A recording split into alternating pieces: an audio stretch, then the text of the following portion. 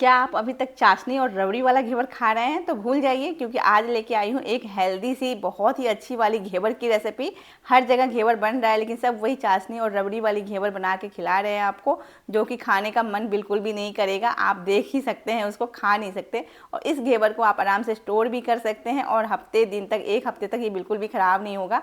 और जो रबड़ी वाला घेवर होता है ना, 2 दिन में ही रबड़ी ख़राब हो जाता है। तो चलिए आज की रेसिपी स्टार्ट करते हैं। वीडियो अगर अच्छा लगे तो बस आप लोग लाइक और शेयर ज़रूर करिएगा। और इसको हम मिक्सर जार में बनाएंगे, तो ना ही आपको घंटों घिसना पड़ेगा। तो बहुत ही आसान रेसिपी लेके आई हूँ दोस्तों। अगर अच्छा लगे तो बस अपना सपोर्ट करिएगा और लाइक शेयर सब्सक्राइब जरूर करिएगा। आपके सपोर्ट की बहुत ज़रूरत। तो सबसे पहले आप भी एक मिक्सर जार ले लीजिए और उसमें 2 चम्मच घी डाल दीजिए। अगर आप भी घंटों घिसना नहीं चाहते हैं तो मेरा वाला तरीका आजमाइए, बहुत अच्छा घेवर बनता है। और इसी से मैंने लास्ट ईयर भी बनाए थे। और फिर से मैं, क्योंकि जब आसानी से कोई काम हो जाता है तो घंटों मेहनत करने का मन किसका करेगा। बस इसमें 5-6 क्यूब डाल दीजिएगा आइस का, और इसको मिक्सी में चलाना है आपको, थोड़ा थोड़ा चलाना है। बीच में एक बार आप उसको खोल के चेक कर लीजिएगा और इस तरीके से चाकू से स्क्रैप कर लीजिएगा और फिर से चला लीजिएगा। बस इतने टाइम में ही आपका मक्खन तैयार हो जाएगा। अब इस मक्खन में जो पानी छूटेगा ना, उस पानी को आपको निकाल के फेंक देना है।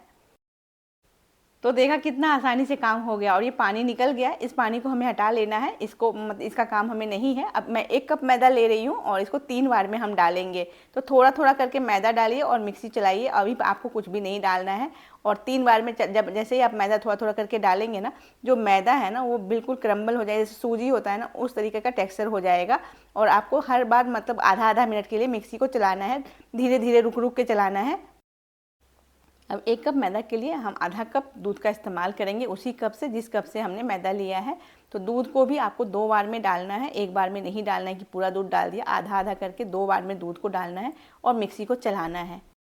जिस भी कप कटोरी से नापेंगे सारी चीज़ें उसी से लेनी है। तो इसी कप से 1 कप पानी लिया है। अब पानी को भी 2 से 3 बार में डालेंगे और आपका बहुत ही अच्छा वाला घोल बैटर तैयार हो जाएगा। और इससे जब आप बनाएंगे घेवर तो आपका घेवर बहुत ही अच्छा बनेगा।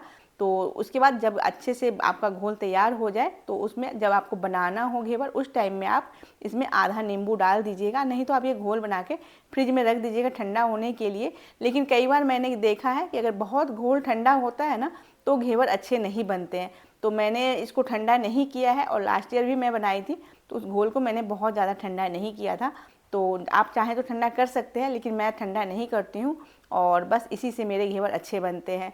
तो इधर मैंने घी ले लिया है पतीले में, तो आधा घी लिया है और आधा मतलब रिफाइंड ऑयल डाला है। जो पतीला है ना वो थोड़ा सा मतलब डेप्थ वाला है, गड्ढे वाला है।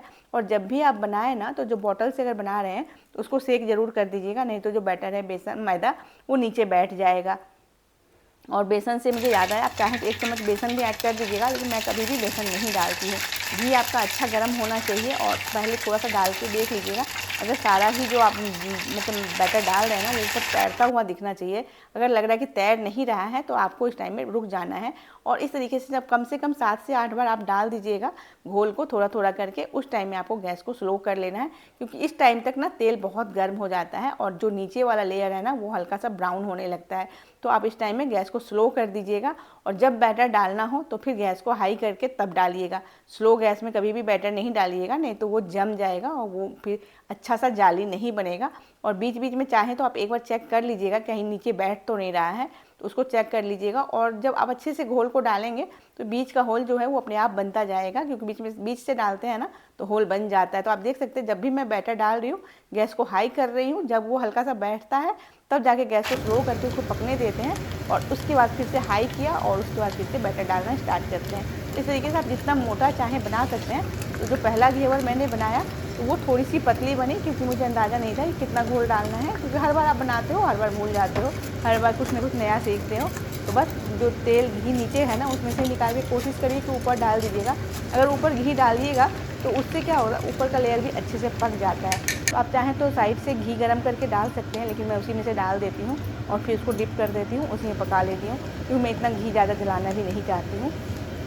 और इस तरीके से आप देख सकते हैं कि ये जो घेवर है वो एक बॉटल से थोड़ा सा बच गया था, उससे इतना पतला बना है। अगर मैं पूरा मतलब यूज कर लेती घोल को इस घेवर बनाने में, ये थोड़ा सा और मोटा हो जाता, लेकिन वो नहीं हुआ। तो नेक्स्ट टाइम जब मैं बनाऊंगी दूसरा तो मैं उसमें कोशिश करूंगी कि इससे थोड़ा सा मतलब घोल को पूरा ही लगा दूं। तो ये आप देख सकते हैं उससे थोड़ा सा ये ज़्यादा मोटा बना है। तो मतलब 1 कप मैदे से आपका 3 घेवर बन के तैयार हो जाएगा। और थोड़ा सा मैंने मिनी घेवर भी ट्राई किए थे तो उसके लिए भी थोड़ा सा बैटर बच गया था। तो आपके 4 घेवर आपके बन जाएंगे।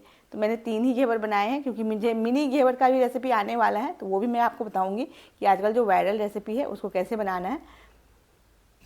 तो चलिए अब हम सबसे पहले क्या करेंगे, 1 कप पानी लेंगे और 1 कप पानी में हम डाल देंगे आधा कप इतना मिश्री धागे वाली। तो आज मैं बहुत ही हेल्दी वाली घेवर की रेसिपी शेयर कर रही हूँ। तो यहाँ पे आधा कप आपको लेना है मिश्री, और मिश्री को गर्म मेल्ट होने देना है। जैसे ही वो मेल्ट होगा ना, तो उसमें जो धागे हैं वो धागे आपको पानी में दिखेगा, बस उसको आपको छान लेना है। मिश्री यूज करना सबको ही बताते हैं, लेकिन उस धागे को कैसे रिमूव करना है, छानना है, ये कोई नहीं बताता है। और ये धागा आपके लिए बहुत ही मतलब नुकसानदायक है। जितना ही धागे वाली मिश्री खाना अच्छा है, हेल्दी है, उतना ही अगर वो धागा आपके गर्दन में फंस गया ना, तो आपकी जान भी जा सकती है। इसलिए आप उसको जब भी खाएं तो इस तरीके से मेल्ट करें, धागा को छानें और उसके बाद ही अपने रेसिपी में इस्तेमाल करें, खाने में उसको कंज्यूम करें जैसे भी आपको खाना हो। और चलिए अब इसका क्या करने वाले हैं। तो सबसे पहले उसको छान लिया है, फिर से उसी पैन में डाल देंगे। और 1 आम लिया है बड़े साइज़ का, क्योंकि हम 3 घेवर बना रहे हैं, तो 1 आम लिया है। अगर आप ज़्यादा बना रहे हो तो 2 आम लीजिएगा। जैसे जैसे आपका मतलब आपका घेवर जितना ज़्यादा होगा उस क्वांटिटी से आपको आम भी लेना होगा। और चीनी की क्वांटिटी मतलब मिश्री की भी बढ़ानी पड़ेगी। अगर आप चीनी से बना रहे हैं तो आप चीनी से भी बना सकते हैं। तो मैं कोई भी काम पहले से करके नहीं रखती हूँ, तो बस फटाफट से इसी में आम को काट के डाल दूँगी। आप अगर कुकिंग में नए हैं तो फिर पहले से ही पल्प काट के निकाल के रख लीजिएगा, नहीं तो हो सकता है कि आपको छींटे पड़ सकते हैं। और बस इस आम को हल्का सा चला देंगे और 5 मिनट तक ढक के पका लेंगे। थोड़ा सा केसर डाल दिया है जिससे फ्लेवर अच्छा लगे। केसर मतलब आपका केसर वाला फ्लेवर भी मिल जाएगा आपको साथ में, मैंगो केसर। और उसके बाद जैसे ही आम आपका अच्छे से पक जाए और थोड़ा सा मतलब गल जाएगा ना, फिर उसके बाद उसमें 4 से 5 चम्मच दूध का पाउडर और थोड़े से ड्राई फ्रूट्स। तो मैंने सिर्फ बादाम और पिस्ता डाले हैं, आप कोई भी ड्राई फ्रूट्स डाल सकते हैं। और उसके बाद इसको ठंडा होने देंगे। जब ये ठंडा हो जाएगा तो आप इसको किसी भी कंटेनर में भर के रख लीजिए। और जब आपको घेवर तैयार करना हो, अब घेवर भी तैयार है और हमारे घेवर के लिए जो मतलब आपका जो ऊपर का मलाई है वो भी तैयार है। लेकिन ये मलाई जो है वो बहुत ही हेल्दी है, वो ये रबड़ी वाली मलाई नहीं है, पर टेस्ट जो है वो रबड़ी से भी कहीं ज़्यादा अच्छा है। तो बस इसको इस तरह से फ्रिज में रख दीजिए। और जब आपको घेवर एंजॉय करना हो, मेहमान आने वाले हों, तो उससे 1 घंटा पहले आप इसको स्प्रेड कीजिए। आप चाहें तो इस पर चाशनी भी डाल सकते हैं, लेकिन मैं चाशनी नहीं डालती हूँ। आप देख सकते हैं मेरा जो घोल है ना वो हल्का सा लिक्विड है, इसका जो पानी है ना यही हमारे घेवर को जूसी बनाएगा। तो बस इस तरीके से अच्छे से भर के मतलब डालिए, अच्छे से फैला के डालिए। इसका जो जूस है ना वही ज़्यादा, आपको थिक नहीं करना है। लिक्विड जो घोल हम बनाएंगे ना, चाशनी जो बनाया है हमने आम पल्प का, उसको बहुत ज़्यादा गाढ़ा नहीं करना है, इस तरीके का लिक्विड होना चाहिए। और इसको आप हफ्तों एंजॉय भी कर सकते हो और स्टोर भी कर सकते हैं। और ये गुलाब की पंखुड़ियाँ हैं जिसको मैंने घर में ही सुखा के बनाए हैं, तो वो वाली वीडियो भी डाले हुए हैं मैंने, जाके देख लीजिएगा। तो बस नेचुरल चीज़ों से हेल्दी खाना बनाएंगे, क्योंकि हम घर में खाना बना रहे हैं और उसमें फिर हम उसको आर्टिफिशियल बिल्कुल भी नहीं बनाएंगे, ना ही मैं इस पर चांदी का वर्क लगाने वाली हूँ। बस इस तरीके से आप इस घेवर को एंजॉय कर सकते हैं। थोड़ा सा मैंने ऊपर से पिस्ता और बादाम भी डाल दिए हैं। आप चाहें तो चाशनी डाल सकते हैं बना के, लेकिन मैं नहीं डालती हूँ एक्स्ट्रा चाशनी। और इसी से ये जो घेवर है ना वो सॉफ्ट और क्रिस्पी भी रहता है, थोड़ा सा क्रिस्पी भी रहता है, थोड़े से सॉफ्ट भी रहते हैं। और ये बहुत ही हेल्दी रहता है और इसमें रबड़ी की तरह बहुत जल्दी ख़राब होने का भी डर नहीं रहता है। तो मतलब 1 हफ्ते तक आप आराम से इसको एंजॉय कर सकते हैं। तो ये घेवर एक बार ज़रूर ट्राई करिएगा। और जैसे भी है मैंने सब कुछ बताया है, आप घंटों घिसने वाला काम मत कीजिएगा, बस इस तरीके से मिक्सर जार में ही बना लीजिएगा।